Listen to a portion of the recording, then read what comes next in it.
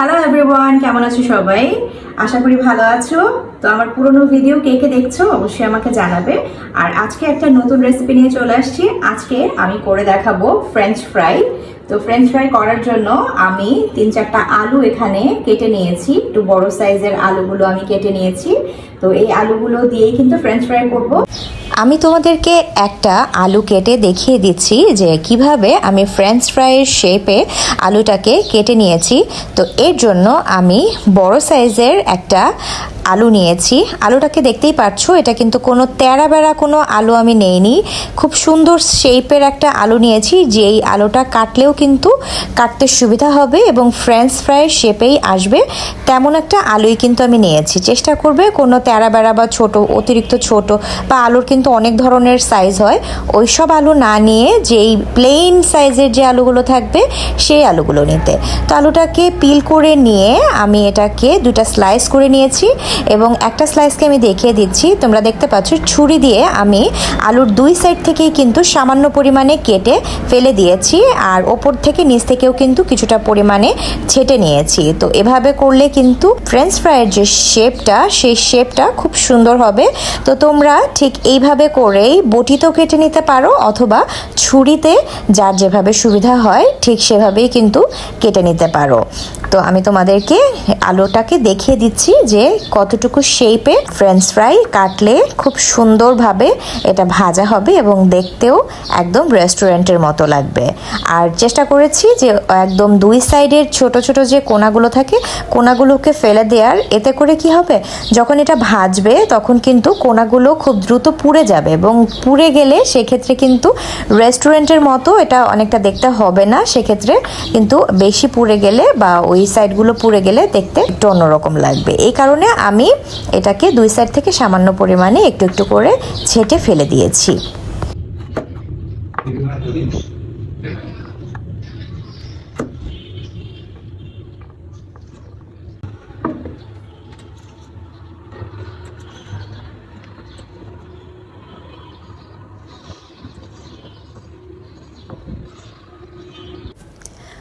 আলুগুলো কিন্তু আমার কাটা হয়ে গেছে, আমি সবগুলো আলুই কেটে নিয়েছি। এখানে আমি টোটাল 4টা আলু কেটে নিয়েছি। এখন আলুটাকে আমি পানি দিয়ে একটু ভালো করে ধুয়ে নেব। ধুয়ে নেওয়া হয়ে গেলে আলুটাকে আমি কিছুক্ষণের জন্য ভিজিয়ে রেখে দেব। ফ্রেঞ্চ ফ্রাইটাকে যদি তোমরা ফ্রোজেন করো সেক্ষেত্রে তোমরা ভিজিয়ে রাখার সময় 2 চা চামচ ভিনেগার অ্যাড করে নেবে। আর যদি ইনস্ট্যান্ট এটাকে ভেজে খেয়ে ফেলো, বা আমি আজকে যেহেতু ইনস্ট্যান্ট ভেজে খেয়েছি তাই ভিনেগার দিয়ে এটাকে ভিজিয়ে রাখার কোনো প্রয়োজন হবে না। যদি এটাকে 1 মাসের জন্য স্টোর করো বা ফ্রোজেন করে রাখো সেক্ষেত্রে চাইলে তোমরা 2 চা চামচ ভিনেগার অ্যাড করে এটাকে কিছুক্ষণ ভিজিয়ে রাখতে পারো। তো কিছুক্ষণ ভিজিয়ে রাখার পরে আমি 1 মগ পানি নিয়ে নিচ্ছি ফ্রাই প্যানে এবং এর মধ্যে 2 চা চামচ লবণ দিয়ে ফ্রেঞ্চ ফ্রাইয়ের আলুটাকে আমি জাস্ট 2 মিনিটের জন্য একটু ভাপে দিয়ে নেব। এটাকে কিন্তু আমি সেদ্ধ করব না, শুধুমাত্র হালকা ভাপে দিয়ে নেব। যদি আমি পার্সেন্টেজটা বলে দেই সেক্ষেত্রে 100%-এর মধ্যে তোমরা অনলি 20% এটাকে ভাপে দিয়ে জাস্ট নামিয়ে ফেলতে হবে। তো লবণ পানিটা যেই সময় বলক উঠে এসেছে সেই সময় আমি ফ্রেঞ্চ ফ্রাইগুলোকে এর মধ্যে দিয়ে দিচ্ছি। ফ্রেঞ্চ ফ্রাইটাকে কিন্তু আমি এখানে সেদ্ধ করব না, অনলি এখানে একটা বলক উঠে গেলেই আমি এটাকে সাথে সাথে নামিয়ে ফেলবো। যদি সময়টা বলি সেক্ষেত্রে তোমরা 1 থেকে 1.5 মিনিট কাউন্ট করে রাখতে পারো। 1 থেকে 1.5 মিনিট হয়ে গেলে আমি এটাকে নামিয়ে ফেলবো।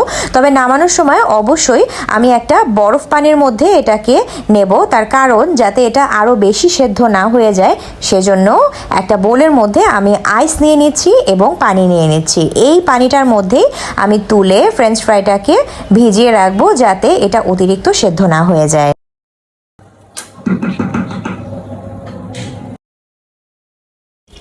একটা স্ট্রেইনার দিয়ে আমি খুব সাবধানে এগুলোকে তুলে ফেলবো। যেহেতু এটা আলু তাই গরম পানির মধ্যে গেলেই কিন্তু খুব দ্রুতই এটা সেদ্ধ হয়ে যাবে, আর সাইজটাও যেহেতু লম্বা ভেঙে যাওয়ারও কিন্তু সম্ভাবনা থাকবে, তাই এটা কাঁচা থাকা অবস্থাতেই কিন্তু একটা স্ট্রেইনার দিয়ে হালকা করে তুলে ফেলতে হবে।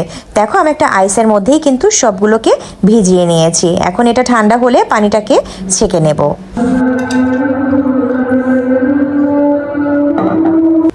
আমি এখানে একটা স্টিলের প্লেট নিয়ে নিয়েছি, তোমরা চাইলে ছড়ানো যে কোনো কিছু নিয়ে নিতে পারো। এখন একটা পরিষ্কার কাপড়ের ওপর জাস্ট আমি আলুগুলোকে দিয়ে পানিটাকে মুছে নেব। এটার গায়ে যে এক্সট্রা পানিটা লেগে থাকবে সেটা আমি চেপে চেপে সম্পূর্ণ শুকিয়ে নিয়েছি। কাজটা কিন্তু খুবই আলতো হাতে করতে হবে এবং খুব হালকাভাবে করতে হবে যাতে ফ্রেঞ্চ ফ্রাইগুলো ভেঙে না যায়। তো তোমরা চাইলে এটা টিস্যু দিয়েও করতে পারো, তবে টিস্যু দিয়ে করলে সেক্ষেত্রে কিন্তু ছিঁড়ে গিয়ে টিস্যুটা আলুর গায়ে লেগে থাকবে। এজন্য সাদা কাপড় অথবা যে কোনো পরিষ্কার কাপড়ই এটার জন্য সেফ। তাই পরিষ্কার অথবা পাতলা যে কোনো কাপড় দিয়েই তোমরা এই কাজটা কমপ্লিট করে নিতে পারো।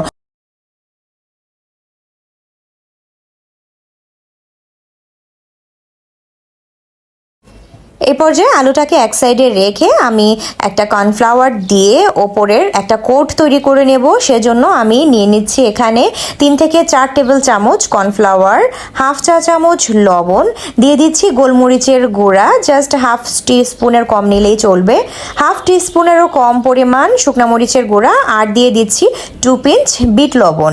যেহেতু আমার আলুর পরিমাণটা কম তাই আমার এই পরিমাণটাই আলুটার জন্য পারফেক্ট। তোমরা যদি আলুর পরিমাণ আরও বেশি করো সেক্ষেত্রে কোডিংয়ের যে পরিমাণগুলো আছে সেগুলো আরও বাড়িয়ে নেবে। তো এর মধ্যে আমি আলুগুলোকে দিয়ে ভালো করে একটু মেখে নেব। খুব আলতো হাতে এটাকে মাখতে হবে। আমি এটাকে ঝাঁকিয়ে ঝাঁকিয়ে মেখেছি যাতে এর গায়ে সম্পূর্ণ কর্নফ্লাওয়ার এবং মশলাটা ভালো মতো লেগে যায়।